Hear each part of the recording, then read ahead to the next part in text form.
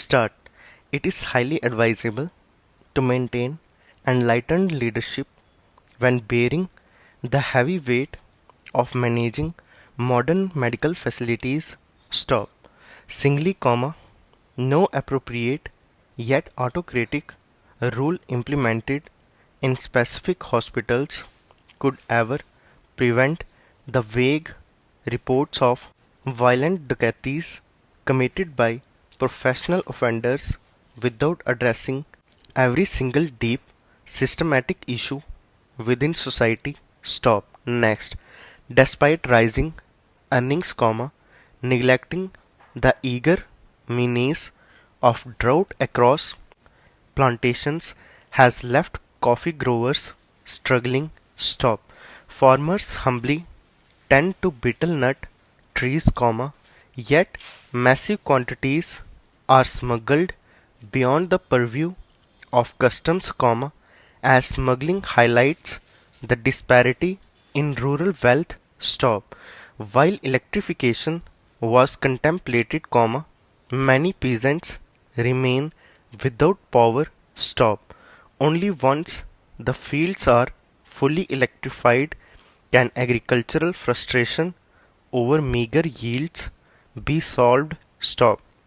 This systematic failure forces local laborers to look toward illegal trade routes just to survive the harsh economic climate currently gripping the region's once thriving export market. Stop. Next, the court adjourned once the prescribed penalty to forfeit all sponsored assets was declared under concurrent jurisdiction. Stop.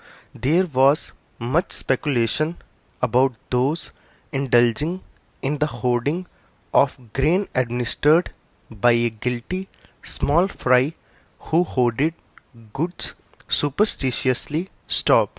This speculative parent of contention chose to ignore the looming prosecution, acting mildly surprised when labeled a profiteer. Stop. His sentence of imprisonment came suddenly, ending his virtuous facade. Stop. In quick succession, the legal system dismantled his entire operation, proving that even the most calculated greed cannot outrun the firm hand of justice. Stop. Next, the previous paragraph detailed how the agriculture sector and the industrial sector have spent the last decade chasing ambitious targets. Stop. While expectations were high, the foreseen economic refuge was never fully complied. Stop.